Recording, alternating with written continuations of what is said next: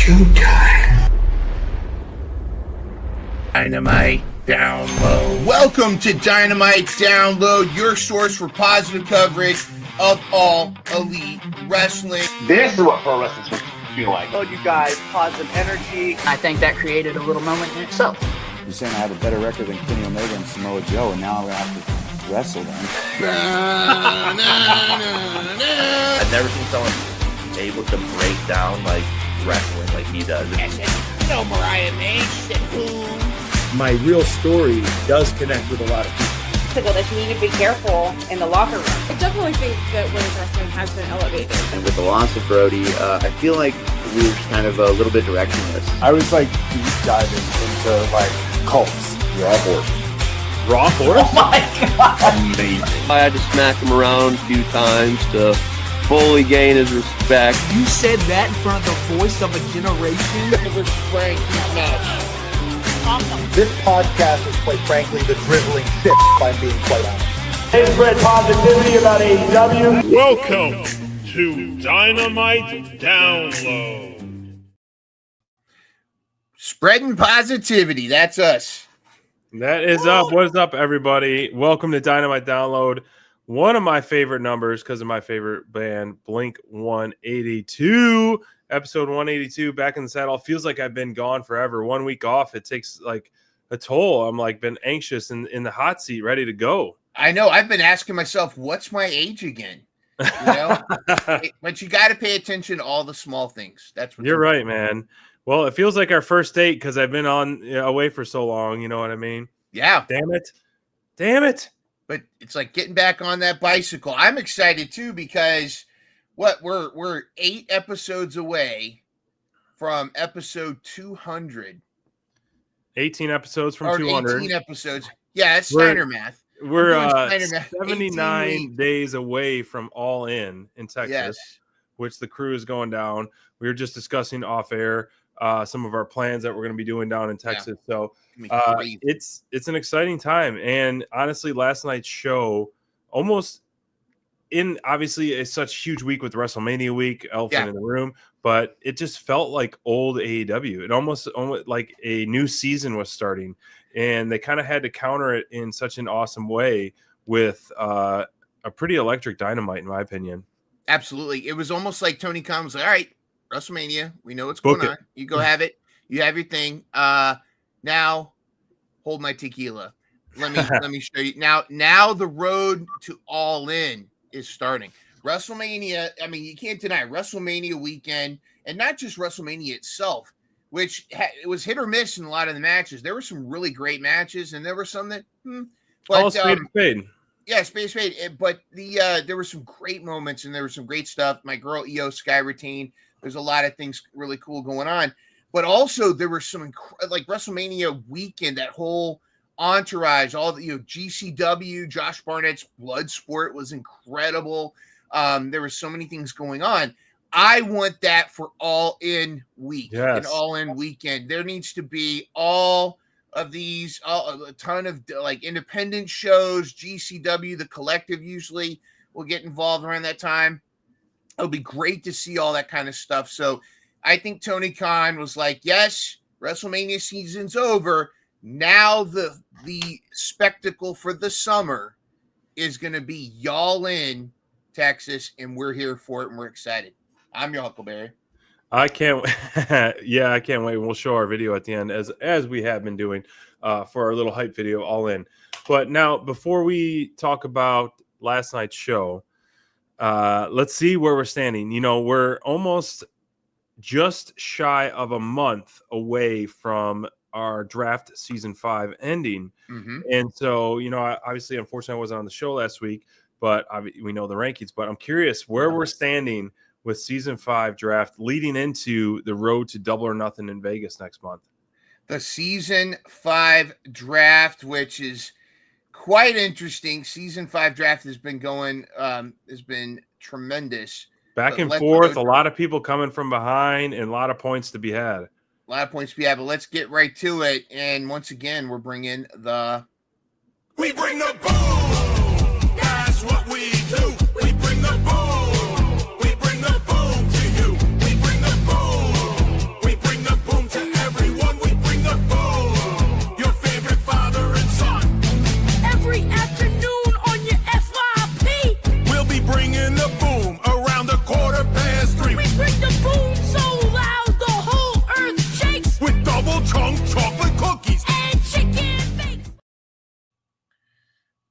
right, let's look at the numbers here. Boom.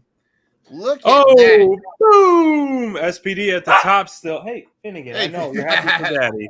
You're happy Yes. for Daddy on this one. I was honestly, I was starting to get a little nervous. I'm glad I picked up a point last night, but with a lot of my guys injured or how we're doing, but man, it's getting tight at the bottom. And I mean, I don't mean bottom in a bad way, but like the amount of points, like never do. Correct me if I'm wrong. FTD has been having a lot of +3 nights as of late. Yes, FTD, do not sleep. But there's 2 fast movers you got to watch out for right now, and I'm trying to stay above sea level myself. But Full Tilt Deb and Bobby are climbing up to the top. They were 2 battling out for the bottom spot, and now look at them. They are a 3-way tie with me. They're only a few points behind Brian and Cray.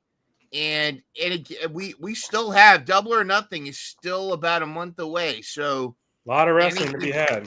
A lot of wrestling to be had. A lot of Full Tilt Deb and Bobby's picks are paying off now. Steven, I think poor Steven and some of his guys have stalled out a little bit. And you've been fortunate, but other than Mark Briscoe getting that surprise win over Ricochet, you guys might be the rabbit and the turtles are catching up. Yeah, I was honestly, I mean, we won't talk too much about it, but until a little bit later, but the surprise win by Briscoe, I was pumped for, and I think it just, it works so well. But let's dive into the show. Kicking things off, I mean, looking at this card was very impressive. You know, we're getting closer and closer to the crowning the Owen Hart Cup tournament winners on both the women's and the men's division. And we are almost set. We are set on the women's side after tonight, and we're almost set on the men's side for the finals. Ospreay is waiting the winner of Hangman and Fletcher. A lot to be said about that. But I just love this card, like, and kicking things off was wild. But man, this was such a well put together show, and once again, a probably 5th or 6th show women's main event in the last couple months. I love it. I can't even keep track of how many main events the women's division has had over the last 2 or 3 months. And from not having one for years, and for us at Dynamite Download to pushing for women's main event, women's main event, you know, Thunder Britt, whoever. And then they were the first at that lights out match. And then that kind of set the bar. And now we're seeing it very consistent. I think the recent surge, there's a lot of attention on it right now. But I would not be surprised if Gail Kim is announced to be in some way, whether completely backstage only or perhaps as like a women's wrestling, like maybe a face as well. But they're definitely giving the women's division they're not quite there yet, because I think we need to have that occasional Ladies Night Dynamite to really showcase it. I think we're a little bit early, but down the line we need those women's tag team belts. But you know, you keep giving Statlander, Jamie Hayter, Julia Hart, you keep giving these ladies TV time, and they're just, the whole women's division is shining because of that. You know, get Thunder back on TV. You know, there's such a high caliber of ladies right now. Collision, Anna Jay is going to be back. She's in action. So whoever has it, I think Bobby has Anna Jay, he gets an automatic point, unless the in action turns out to be Megan Bain, but we'll see. You know, it's about time for Ty Mello to come back. And I think that, you know, although Abaddon and Layla Hirsch are gone, the women's division in AEW is stacked, and there's so much opportunity. I'm excited. I'm loving the focus. But let's not discount the men's division, because, as you mentioned, next week, Hangman versus Kyle Fletcher in Norfolk, Virginia, where Full Tilt Deb and Midrunner himself will be on location. We'll try to get an interview in the middle of the match between one of those guys, or maybe Don Callis. Mine runner with the scoops. Maybe I'll shave my head and do a Don Callis impersonation. Maybe. Well, you don't have to shave it. You could just get a bald cap, and if you want. And so I'll have to shave my goatee though. So we'll see. I agree though, and like I almost felt like they should have just for maybe last night or maybe the next couple Dynamites bring back the old "Let's Go Ignite" theme, just to kind of give because I feel like we're really starting to cook now. Things are starting to click. Right. There might some of the stuff that we were scratching our heads with a few weeks ago are making sense now, and I thought this was fantastic. Every match was great. Every promo was worth watching. I loved it. I thought this was overall. I would give it an 8.5 out of 10. Dynamite last night. Yeah, kicking things off with make them say na na na na. Master P was in attendance to kick off Dynamite.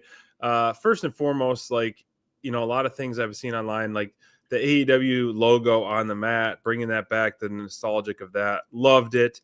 The commentator combo, I think, was a home run. I like that dynamic most. Ian Riccaboni, Excalibur, Taz, plus Tony Schiavone doing in-ring, backstage, if he did backstage stuff as well. But the in-ring stuff, I think that dynamic, I think, works the best, in my opinion. Nothing against anybody, but I just felt like it just hits so well.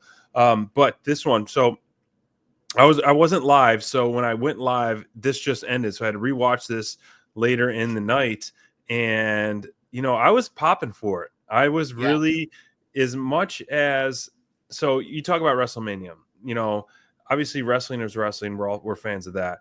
But we're AEW focused and loving AEW. But last year's WrestleMania was an overbooked pop fest to end the show with everyone coming out every few minutes. I loved it. It was great. That drew me to watching that match and rewatching it over because of the pops. Now, AEW, this is the second time they've done this type of, I hate to use the word overbook, but oversaturate, but in a good way. You say overbook like a bad thing. I don't. Right. It's not a bad thing. So I don't know how you feel, but as I watched this, I was like just marking out and just loving it because it was just so fun. And it was honestly like just a reminder of the depth of superstars that AEW has. And bringing in some that has obviously we've seen in a while, Kenny Omega's recent return, Young Bucks recent return, the Ops, taking those titles. And so just everyone who was on this first segment, Death Riders, the Elite, the Trios, the Ops, Kenny Omega, Swerve, just like all those names, it was almost putting like your first string team out to show the world for those post WrestleMania stuff of like, this is who we got, this is our team, and and just like the hashtag that was going around last week, I'm with AEW. It was awesome. That was fantastic. And don't forget Mr. P or Master P. Yeah. Master P was in the house, but he didn't have to do anything much. I was a little nervous because I think I sent you some of those old when Master P had that brief little blink and you miss it run in WCW, and it actually turned Kurt Hennig babyface because it was so bad. I thought this was fantastic. First, just jumping back to the picture from before, the Ops go so hard in this shot right here. You know, I mean, all the love to Hook. I hear he's actually filming a movie, but also I think he was kind of out sick too. But this just this goes so hard right here. I love the Ops. I love the belts on them. Samoa Joe's promo was awesome. I mean, you could tell that he's so over, and they putting John to sleep, and Master P's is like, put him to sleep. Put that dude to sleep. He almost said a couple other words. I'm glad he didn't, but a couple cheap shots to the stomach. He was like, he was making him say, Swerve coming out, Kenny coming out. Let me ask you this question. Are we setting up for an Anarchy Arena or a Blood and Guts with this segment here? 100%. You called it a few weeks ago, and I picked my dream team, which was the Ops, Swerve, and I forget who it was, the other one. Hanger. This is definitely setting this up, and I could see some Elite Death Rider alliance temporarily, and then maybe that can be like the turmoil in between them when during that Anarchy in the Arena or whatever it is. I mean, typically they do that at Double or Nothing, so maybe that is definitely a sign pointing that direction. because of the title match being booked for Beach Break in Chicago, which has been such an awesome AEW town. So I think that's a great booking those world title matches on free TV, which is just Tony cooking nonstop. Stadium Stampede. Hey, Courtney, what's up? Thank you for joining us. Blood and Guts, Bobby. Yeah, any of those, it's definitely Anarchy in the Arena, Stadium Stampede, Blood and Guts, whatever it may be, it's coming. I think it's long overdue. Especially with how much they've been running havoc on AEW, that is the Death Riders.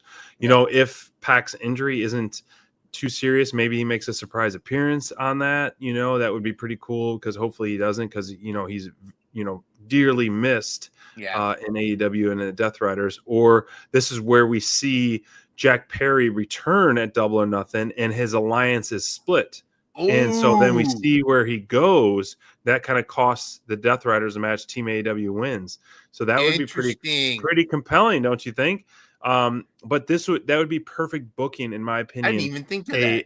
Anarchy in the Arena type of match. That way it really gives us just a taste of Kenny Omega and Okada, you know, sharing the ring together, because you know the crowd's going to pop. If they just have total chaos, then all of a sudden everyone's not even in the ring. Then Okada and Kenny share the ring. Everyone's going to say, holy shit.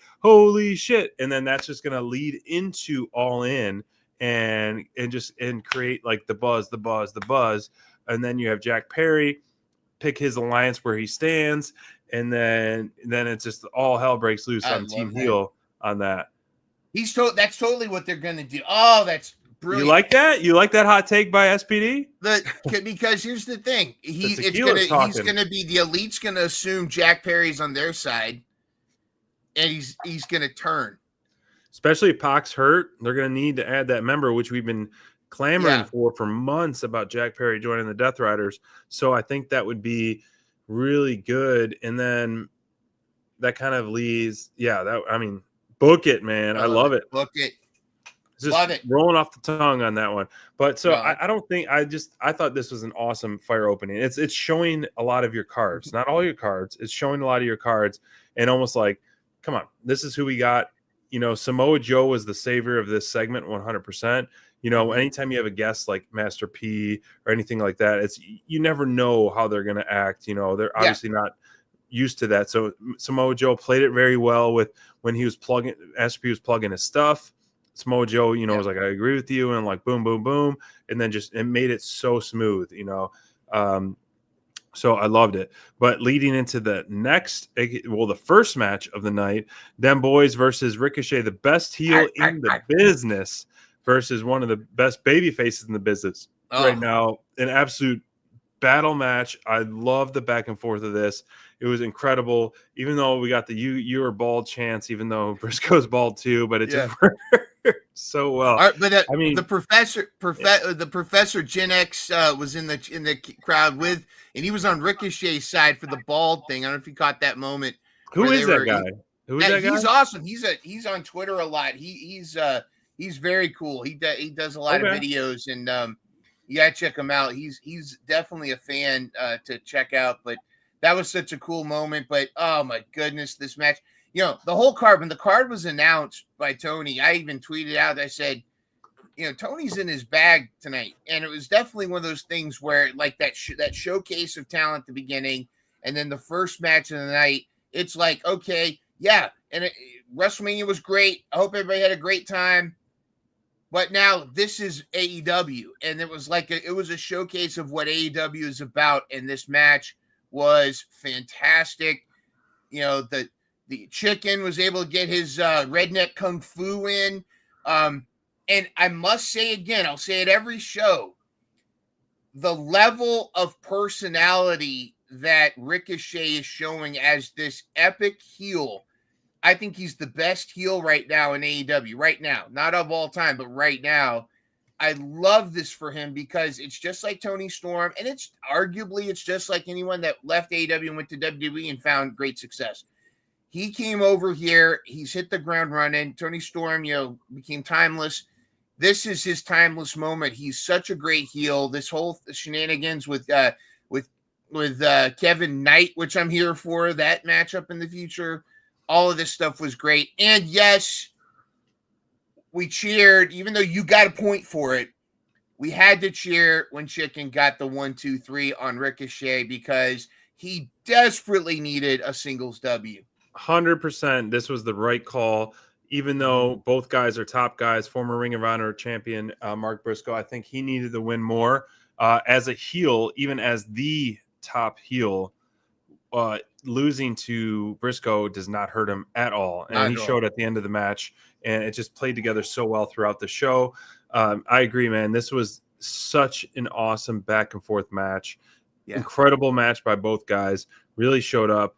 And it's so fun to see Ricochet in the ring, backstage, all throughout Twitter, everything he's doing, man. It's top notch stuff, man. It is some of the most entertaining stuff that we're getting. Just the way he like acts with the crowd, acts with the fans, like everything is 100% like just perfect, and love it, man. It's just pure entertainment every single week, man, and it's something I look forward to every single week. So keep it up, Ricochet. You're killing the game, man. Killing it. And speaking of heels, speaking of bald heels, oh my goodness, they need to start the chant for Dax. You are. I asked this question right before the episode. I actually asked this question because I always associate Stokely with the women's division as like a manager, like what happened to him? He's going to come out with some badass group of women. What happened to Stokely Hathaway? He came out looking like a Russian mafia stooge with his tracksuit. I thought, this answered that question, and I like it. I think this is the right move because I think the end game is ultimately FTR versus Cope and Christian. That'd be awesome. And the Rock and Roll Express, Ricky Morton can still go. I mean, he wrestled. Remember, was it 2 years ago? He wrestled Joey Janela at GCW and was started getting color the hard way. He took their abuse. It was fantastic. And then I think I don't know. What do you think of adding Stokely to FTR? I was shocked. I was honestly shocked. I mean, Dax and Cash are just total complete guys in wrestling. They can talk the talk, walk the walk, their chemistry, everything about it. That being said, I don't think they need a manager, anyone like that. But if they're going to have anyone, Stokely is definitely one of those annoying little rats and weasels that is very smooth and very good at managing. And so I could see it just adding to the annoyance and the heelness. It's almost like a Don Callis Jr. sense for Stokely. So, he's had no redeemable moments when he's been manager. So I like his vibe and I like what he did last night. I was shocked that they did this because, like I said, they could stand alone. I feel like they've been doing awesome standing alone for their whole career and in time in AEW as well. But adding this just adds another level. Typical heels need that manager to talk to smack and to do all this stuff, and where you just let them talk the talk and you walk the walk. So I'm fine with it. I'm very curious way it goes. I think Stokely Hathaway, everything he's touched in AEW pretty much has worked really well. And so I trust him, and I think he will do great stuff. I'll put it to you this way. Church's fried chicken is delicious by itself. It doesn't need gravy. But if you add gravy to Church's fried chicken, it is even better. FTR does not need Stokely Hathaway. Right. Does not need Stokely Hathaway. But adding Stokely Hathaway to this already ridiculous heel turn of FTR, to me, it's bonkers enough. I think it's great. Plus, he's now it breathes a little life into this too. Yeah. So I'm super excited about it. I think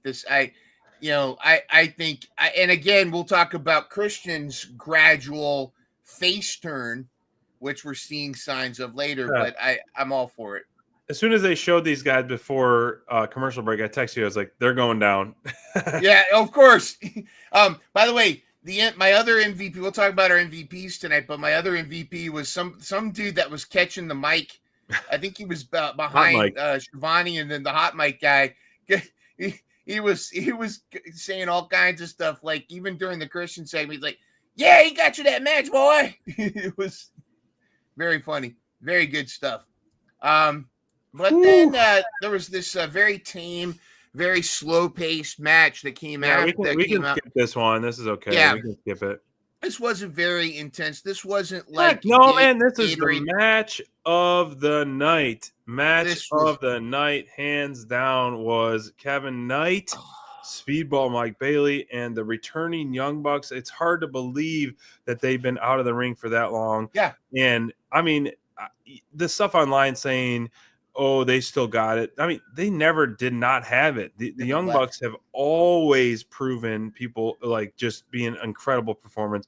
Young Bucks have always been that top tag team in AEW, and nothing has stopped them. Nothing has slowed them down at all. So to say they still got it, I think is just ridiculous. In my opinion, as a Young Bucks lover, I think these guys were dearly missed in AEW in a diluted and kind of, I mean, Young Bucks were dearly missed in kind of I would say diluted tag team division where Young Bucks shine so bright every single time, and their chemistry is unmatched in AEW right now without the likes of Lucha Brothers, and we're seeing FTR as well doing some stuff. But I'm so happy they're back because Young Bucks was incredible. One of my favorite tag teams, and they just do such great character work, such great in-ring work, paired up with two amazing up-and-coming, bright, new AEW signings. I think this was just kind of like a initiation match almost for them. Yeah, like it was almost like they're at Young Bucks School of Tag Team, the two of them, and for you said it earlier. It's like the Young Bucks never left. Even their limited ring time, and even in New Japan they had limited ring time. They didn't look like they skipped a beat. They looked like the Young Bucks of old, and I thought this was fantastic. Or the old Bucks, as Courtney says. What a heel! But I thought this was fantastic. This was also kind of like a nod to them. I mean, Kevin Knight has hit the ground running. Speedball has hit the ground running. These are two of the future guys in this company. The air, the hops that the Jet can get, and the kicks from Speedball were fantastic.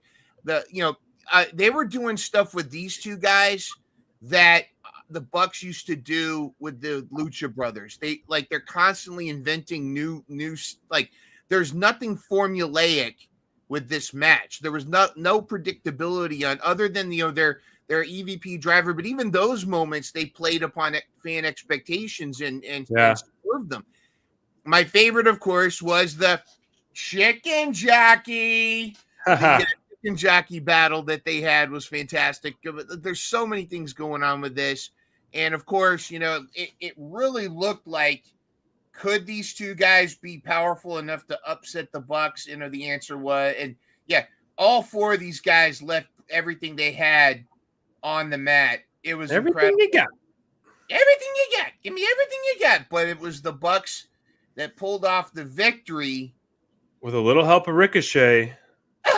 Yeah, there you go. Little help of Ricochet. I love that this Kevin Knight, as we talked earlier in Ricochet feud, is kind of still going on. I think that is going to be an awesome payoff match. Yeah, and it's just going to deliver. So a question I kind of have as you're speaking, and I was kind of watching you flip through those photos. Yeah. Now it's so early in Speedball and Kevin Knight's AEW career. Now let's just look in our crystal ball. Mm-hmm. What if you could put a title on both of those guys? Which one do you think you could see them having in the future? I kind of got a mindset. I'm assuming that the plan at All In is for Kenny and Okada to unify the International and Continental Breakfast Championship. Let's just say that's one match. That's going to become one belt. That goes on Speedball. He's French Canadian. I think he can. He's a guy that can do a great job touring with that belt. I think that'd be fantastic. I think Kevin Knight could down the line. Okay, thank you. All right. What? Wait, what did she call you? All right, thanks for that in the chat. Your mom goes to college. Yeah, your mom goes to college. All right. Okay, let's not bring my personal life onto the show, please. I think Kevin Knight should actually go. Should go for the TNT title. I think that would be tremendous for him. But here's the thing. I think Kevin Knight, he's got the talent. What he's going to need to work on now is he might need to start maybe kind of shadowing the likes of like Swerve, Hangman, a few of these guys. I think he needs to work on his persona. And Speedball, I think, he's Speedball. I mean, if you listen to his interview on AEW, I think he just needs to grow a pencil thin mustache to complete the whole Frenchie. But yeah, that's what I'm predicting. So yeah, I could see, for sure, Kevin Knight, TNT, definitely that style, open challenge, banger night, Osprey Jr. in a sense, Osprey Jr. I could see this, but Speedball, I could, if I was crystal ball in it, I would say trios champ. I would love to see him kind of be the commander of a trios division or trios group, in my opinion. But that's just, when we go on episode 250, we'll look back and see, we'll be talking about those two guys as champs in some level, in my opinion, because definitely championship material, both out of Speedball, Mike Bailey and Kevin Knight. Yeah. All right. Great stuff. This was match of the night. Yeah. And there were still two more incredible matches to come that could have been contenders, but this one blew it out of the water. And again, the EVPs are back. All right, the patriarchy so crafty here, or are we starting to see the prodigal son kind of take control here? The interesting Christian's celebration with Mama Wayne was a little dig there to Nick, but the fact at the end of this whole thing, Christian handed the Ring of Honor championship back, I think that's a sign. I think we're slowly starting to see what's going to start to happen is Nick and I think Kip as well. They're going to outgrow, and maybe Luchasaurus is going to come back in some way. Maybe it's going to happen. But I think what we're starting to see is Christian slowly starting to realize he's losing his control of the patriarchy. It's that thing when the kids have grown up and they start to go, you're dad and I'm Doug and I've got my own opinions. It's kind of like that. And so I think what's going to happen is he's going to find himself alone. And the only person that is going to be there for him is going to be Adam Copeland when Adam Copeland needs him. And I think that's when they finally do their last ride together of Christian and Cope. I'm here for it. I mean, that's looking in the future too. I think that's probably like still a little ways out. If they were to get the tag titles, like I wouldn't want them to, whoever dethrones the Hurt Syndicate really needs to be either like a really strong heel or really strong heel, because Hurt Syndicate is definitely going over. So like to have that, man, I do hope that Kill Switch comes back and ultimately is just too many power in numbers where they form their own faction and try it out. I want them to try it out, like the Nick Wayne, Kip, and Kill Switch, and exile Christian Cage so he can become a babyface. So like, because between just Kip and Wayne and Mama Wayne, I don't think that's enough. And so I would love that.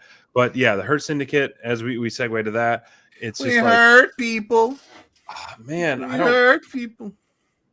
I know MJF plays chess while we all play checkers, but I'm just, because continuing every week talking about the hot take and wanting Wardlow to come back, I'm just so not interested in this stuff. Like, how many weeks are we going to? I mean, I'm interested in the whole story. Yes, I love this stuff, but I don't want MJF to continue to get over with the Hurt Syndicate. I don't want him to get the 3 thumbs up, and he's getting closer and closer and closer. So I don't know the end game of this, and it's kind of been rinse and repeat, but it's still been very entertaining.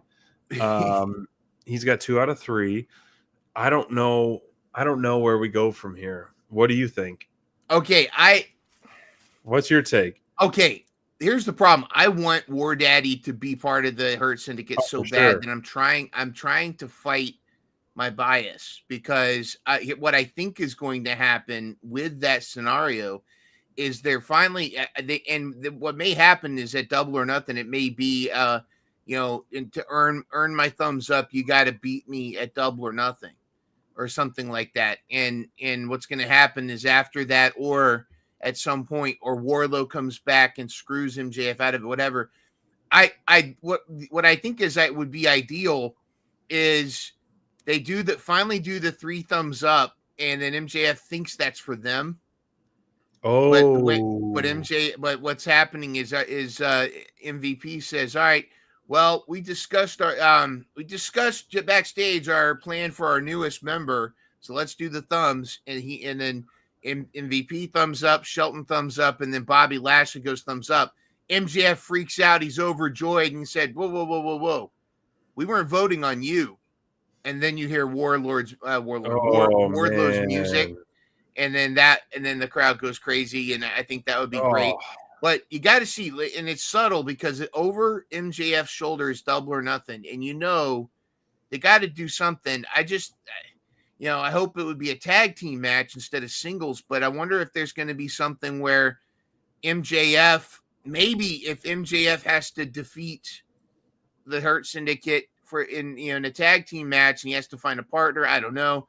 But I feel if this was building up to Double or Nothing, which is coming very soon, you would think that they're probably going to have a MJF versus Hurt Syndicate, or Hurt Syndicate would have a clear tag team nemesis to deal with, but they don't. So I'm just strapping in. I will say this though, that and Full Tilt Deb called it, the segment with the car when Bobby just gave him thumbs down and then drove off was fantastic.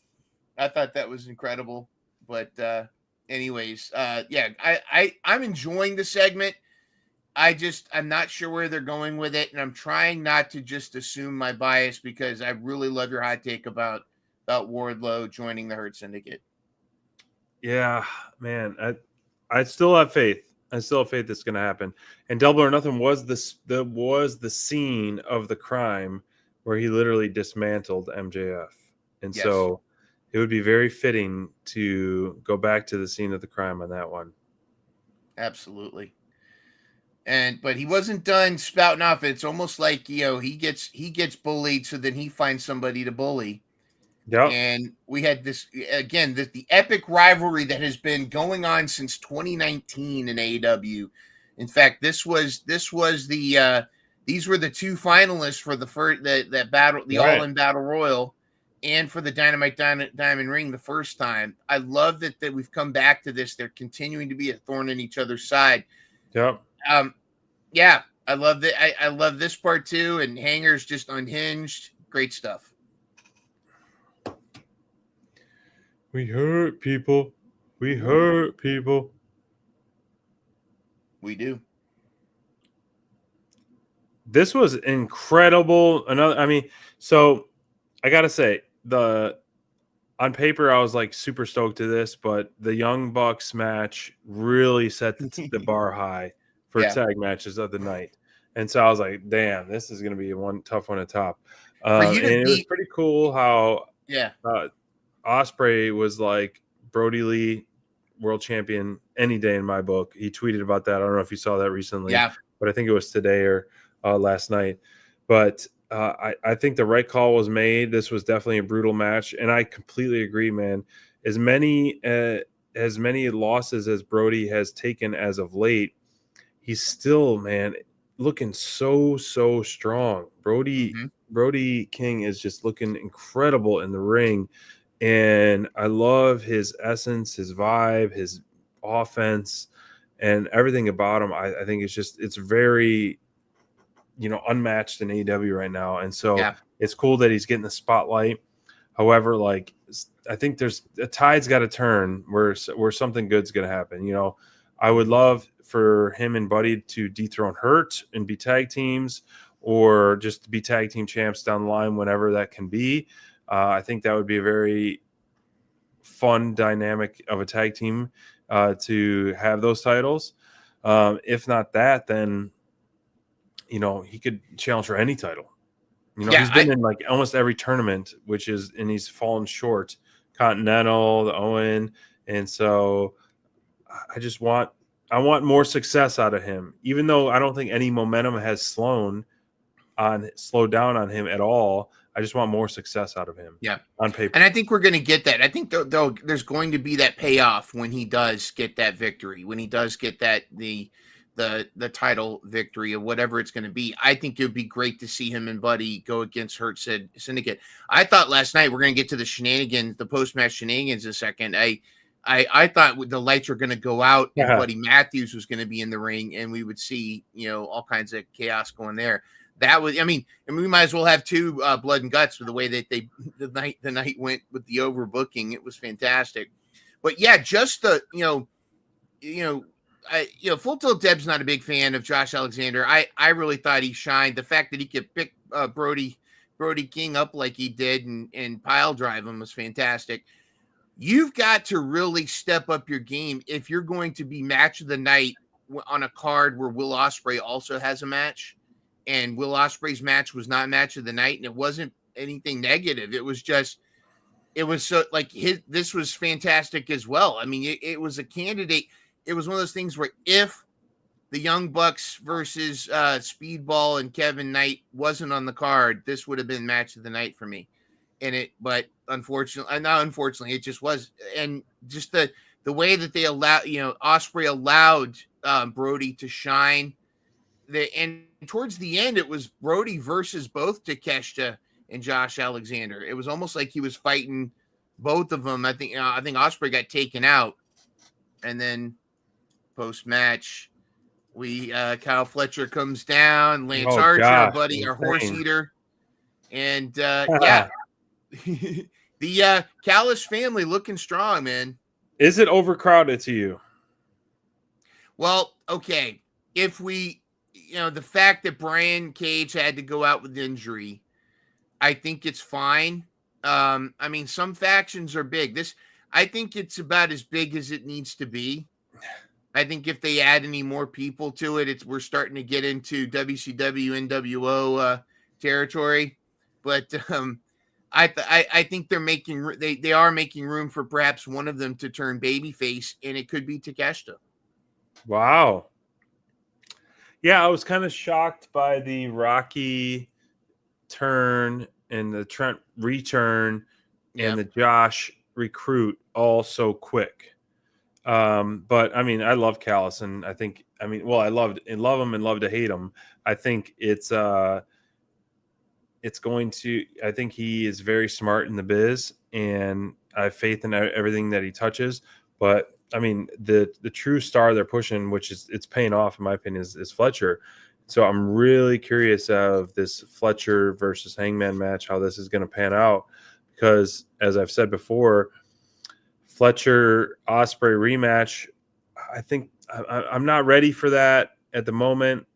I think that it should be reserved for when Ospreay's champion, and Hangman Ospreay I'd be really compelled to see on that one as well. So I think it was just absolute. Last night's show, looking at this graphic, the opening graphic, like the amount of talent that was showcased is just insane to think about. And Takeshita is one of the best wrestlers in AEW's roster, period. And would you call him underrated? No. Underutilized? I don't think so. But I think maybe more under the radar, one of the best.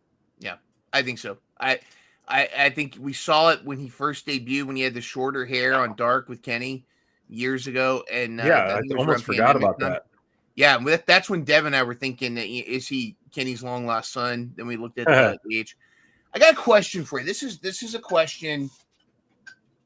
I just kind of studying Tony Khan's booking philosophy and some of the quote unquote controversy, because it really, I mean, what do we really know behind the scenes and what, the dirt sheets and clickbaits, they want to make it sound like it's worse than it is and whatnot. But it does seem like, when there's visa issues, that it can be frustrating. I can imagine it being frustrating for a booker where you've got a storyline and then suddenly somebody can't come into the country or what have you. Right. Here's my question, and also when there's injuries or there's flight delays or there's there's snowy, there's snow that cancels flights. Do you think Tony Khan kind of books from the hip a little bit or last minute because he's not sure who's going to be there? Like instead of stacking it with matches or like he's not sure who's going to make it until maybe the Tuesday before. And then, if everybody can show up, then he's like, well, great. Why don't you go out at the end and cause shenanigans? And, almost like he waits to see who arrives before he decides how the whole thing's going to shake out. I don't know. Maybe I'm wrong, but I hope not. So, especially at this point in AEW, I would hope not, because you as a wrestler and as a company should be doing the day before travel. And so I travel for work. I am all over the place. I never fly in the day I have to work. And if I do, is very risky. Yeah. That being said, I flew up to Blood and Guts, Detroit, the day of the show at a 6 a.m. or 7 a.m. flight. And Dax was on my flight. And so that was the day of the show. And he wasn't scheduled to wrestle that night. He wasn't in the main event or anything like that. And I was like, hope to see you tonight. And he goes, yeah, me too. We'll find out, or whatever. Something along those lines. And so possibly the undercard stuff. But if you are in the main event and in advertised matches, you 100% need to be in the night before. Mm-hmm. That's just whatever, logistics aside, but that's my take on that. And so I do think it is it needs to be, if that's the case, they you advertise these matches, then they got to be in the night before by noon or 5 for whatever, just to secure, because you're advertising it and you got to kind of stay true to your word per se. Yeah, good point. By the way, Adam Koch is what I'm calling him from now on. Adam, why? BR in the chat, he said that Adam Koch is totally directionless, and he meant Cole, but no, he's Adam Koch. Probably not, but because I know what Full Tilt Deb would say. She said you're going to need Koch to watch his matches. That's what Full Tilt Deb. Well, I mean, be careful. Coca-Cola. Yeah, Coca-Cola caffeine. Okay, Coca-Cola. Be careful what you say there. We don't want to be demonetized. Coke Classic is what I would prefer. Coke Zero is the best because zero sugar. Right. Then another candidate for match of the night, which unfortunately I think ended up in third place just because it was the ugliest supermodel. It's like they were all fantastic. This was phenomenal. I'm not surprised at the outcome, but and I'm not surprised that this was such a great, incredible banger. But I will officially declare it right now. Chris Statlander is the best bout machine in the women's division of AEW. She is the best bout machine. She can put on a banger with anybody. Chris Statlander, she is the female Kenny Omega. I'm not saying style. She's not out there doing V-triggers and one-wing angels. But you put her with Mercedes. You put her with Julia. You put her with Harley Cameron. You put her with any female talent. Both of them are going to shine. She is a guaranteed banger machine. Chris Statlander, you are the best bout machine in the AEW women's division. Hands down. Well said. I mean, I think you're definitely onto something, because time and time again, she delivers these banger matches with doesn't matter who you're with in the ring. And I think finally after all those injuries, it was hot and cold, hot and cold. I was so glad the way it panned out when she came and faced Jade. And then ever since then has really been a backbone workhorse of the division. Now, I love the booking of this with Hayter winning and like the throwback to kind of how social media is. Hold that thought, SBD. Oh, wait. Oh, hey-o. We have ourselves a super chat party. By God, it's a super chat party.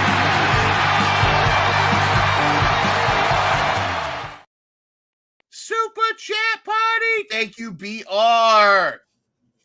Awesome. Thank you so much. Love it. Love it. Love it. Love it. Super chat party. But yes, Statlander, I'm responding to a couple of our followers on Instagram live right now as well. So a few of us are, simultaneously, I'm trying to bring them over to YouTube because we got a fun chat on YouTube. So yeah, if you can all join in on that, it's a lot of all of y'all in the chat. We love seeing you every single week. So once again, as always, thank you so much, and we appreciate you guys and appreciate that super chat party. But this is just like. You're right. In almost a flooded show, like I almost, as much as I appreciate the main event, I almost wish this was like open the show because the stakes of it are main event worthy. Yes. However, like I almost wish sometimes the spotlight is better at the opening of the show because of the lack of commercials and so forth. You almost could have done what you did with the start of the show at the end of the show and flip-flopped it. And I think it almost might have worked better because having this awesome match, a little bit more showcase. And then if you would have done that, trios, ops, Death Rider saga thing at the end of the show and ended it in a high note. I don't know. I don't know if I agree with that other than, the brawl at the end. I mean, that is kind of cliche. I felt like this had the most stakes because out of all the matches tonight, there was really only one that had any kind of remote title ramification. True. So I felt like this was the highest stakes match. Plus, you're giving the women again another main event. It looks great, and it was deserving. For sure. It put out. Kind of hard to transition from the Ops and Master P to a women's match. It's kind of I don't know if like from tone. But I do like that. I mean, there's been women's matches that have kicked off the show that were fantastic and were a great way to get the crowd pumped. But I do think, and it'd be interesting to see. I mean, I'm not as much into the numbers as a lot of people. I'm no Brian Alvarez at all. I don't even claim to be, but like I know he and Meltzer, they like to talk about the fast nationals. They like to talk about like the quarters and stuff. Be interesting to see how this women's main event did. Overall, as far as getting eyes on the show, and I'd like to see more of this. I thought this was fantastic. Brent, answer your question. I think yes, sort of. I think it's not as simple as that. That would be a great question to ask Thunder Rosa, but I think there's more to it. I think there is a strong desire for great women's wrestling. I do think that. I think there may be some old school mentalities in a couple folks at AEW that may have not have been 100. They may not know how to do it, but if they get Gail Kim in, and even if they don't, the women's tournament Brent, I agree. General, you're absolutely correct. The Owen tournament's been amazing, but particularly the women's side of the whole thing has been just incredible. Hayter versus Statlander is a main event. That's a pay-per-view type match that you could go 30 minutes on. It would be entertaining, very powerful. But I guess I think it's as much NXT's women's division, over at WWE NXT, that they're starting to show up on the main roster. It's getting more pops. Stephanie Vicaire, which we wanted so bad to come to AEW, she's over there, but she's killing it. If Britt Baker goes to WWE, I think that actually will help everybody. I think it'll help her, help AEW. And there's rumors that a certain Davina Rose may be on her way to AEW in about a year or so. The former Bailey might show up. Wow, that would be AEW at some point. insane. She's looking forward to that. But yeah, the women's roster has been good. I'm enjoying the NXT women's roster, but I feel like we're finally getting to a moment where maybe Tony Khan or whatever's going on at the top brass, they're truly recognizing what they have in their own women's division. And finally, you gotta, just like she did a couple weeks ago with her sign. When Thunder Rosa held up that sign that women's wrestling is alive and well, you've got to give the props to Lamira Mira for this. Because this right here is the result of the ladies' hard work, but you also need leadership in the locker room, and you need to acknowledge the women that have gone forward. Regardless of backstage drama, what Thunder had to go through, the changes, the toxicity that needed to get eliminated from the locker room, the focus, the being taken seriously. It's not the popcorn matches, the stuff that when Ty J went up against Penelope and the Bunny in that match. There's so many great moments that have come to there before AEW, the stuff that Lufisto and Jazz have had to overcome, Lita, Trish Stratus.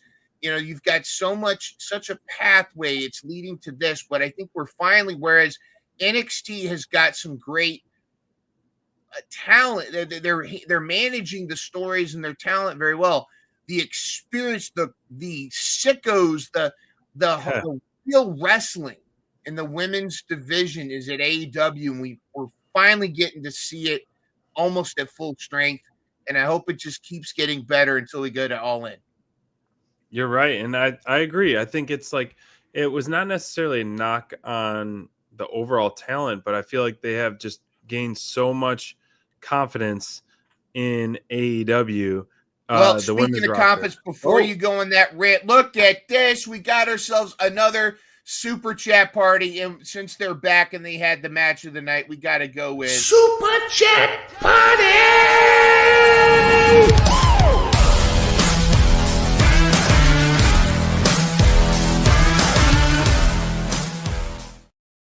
Let's get ready. So much. Oh wait, hold on. Wait. Oh wait, I gotta go the other way. Thank you, Slim. Thank you for joining us back on Instagram from Instagram over here to YouTube. This is where the party's at. We're a lot of great chat. We got a lot of great people in our chat room. Courtney, Brent, Bobby, Brian, FTD, like our squad here. Steven is missed. We haven't seen Steven tonight, unfortunately, but we love seeing him. So it's a lot of fun every Thursday night, 10 p.m. In our chat here in AEW. All things positive, fun. Yes. It's bouncing things off. And hey, Slim, you keep sticking around. If you don't know, we have a draft that we do, a fantasy draft, and we'll throw up really quick the current rankings. Yeah. So this season, this one's for you. If you don't know, we've been doing different seasons. So this season ends at Double or Nothing. And then after Double or Nothing, we're going to do another season. But we draft wrestlers and 1 point per win for the crown of the top fantasy wrestling team. And so SPD is at the top right now. We're going all the way through Double or Nothing. Once Double or Nothing ends the following week, we'll do a live draft on air, and we'll pick our wrestlers to continue, which will probably be to I don't know what pay-per-view we're going to do it to, but that's CBD, but a lot of fun. And so good. Thank you for joining us here on YouTube chat and hanging with us. And I have a feeling there may be one vacancy for Slim to slide on in and become join the draft. I think that's going to be the draft is so much fun, especially when they stole Orange Cat. But they stole Orange Cassidy from me, but that served them well because he hasn't been on TV in 3 weeks. So, well, speaking of ha-has, show us our top performers of the night. And we both, Mind and I, could not just pick one because of how incredible this match was. I had to go with my guy, the Young Bucks, top performers of the night. And, usually I'm a stickler and be like, we got to pick a performer, but it was just so incredible to see them back, just doing the stuff that they do and just giving us the OG Young Bucks that I fell in love with them from day one in AEW. And of course, I mean, the unlikely duo of future champs in AEW, Speedball and Knight. Mm-hmm. I don't mind us cheating on this because the Bucks are kind of one person, and you would have thought Speedball and Kevin Knight, maybe they did in New Japan, I just missed it, but Speedball and Kevin Knight were like they've been tagging together. Just the talent these dudes have. I mean, Speedball I was aware of because I watched him at TNA. I've seen him on the Indies. Veda Scott is very involved with Mission Pro Wrestling. So I'm very aware of Speedball. I do think he needs to grow a handlebar mustache. But other than that, I think it's fantastic. But Kevin Knight came out of nowhere. I must have been sleeping on this dude. But he came out the sky like Rey Mysterio. He has been the dude is like gravity does not hold this man to earth. The drop kicks he does. I think he has a better drop kick than Okada, and that says a lot. This tandem was great. Of course, the Young Bucks continue to reinvent. They had, and we've talked about this before, is when you're super talented, you can have a great match with anybody, but when you have dance partners that can keep up with your magic, and when the Young Bucks could keep up, like the Young Bucks were creating scenarios where they knew Kevin Knight, they had the trust in Kevin Knight and Speedball Mike Bailey that could keep up with them. They were inventing stuff just like they did with the Lucha Brothers when they would have those banger matches. Oh, missed those. I loved it. I love this. It was the match of the night, top performers of the night. You could have swapped our names, and I think we both still would have been fine with that. It was fan. And again, for you to be match of the night on a card that also has a match with Will Ospreay, that says a lot. And that's Stat and Hater, which is a world title type of match.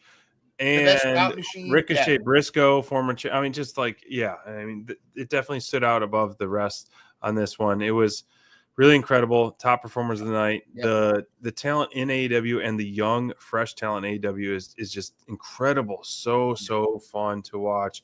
And you're right, Brian. Kevin Knight, he is flawless.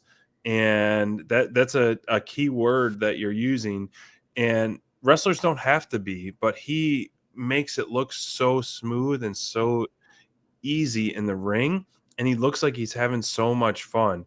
I like that you use that word flawless because, man, he has been, and he's capitalized on every single opportunity that he's had in AEW and really has just been, I think he's catapulting to the spotlight that he deserves, and he's taking his ball and running with it. I am just so pumped for that. This is how I felt at the end of this match too. I felt like it was like, that was fantastic. Incredible stuff. You guys, we're wrapping up for our show tonight. Stick around or join us. Make sure you look out for our channel for Collision Control Center this weekend. We got a Collision Control Center we'll be posting after Collision on Sunday, and we'll be back next week on Thursday night for Dynamite Download episode 182. You guys, thank you for so much. It's been a lot of fun in the chat. Thank you, Slim, for joining us, and we will see you next week. And once again, 79 days to All In, that the All In squad's going to be down. Mindrunner, FTD, Brent, and SPD down in Texas, baby. We'll see.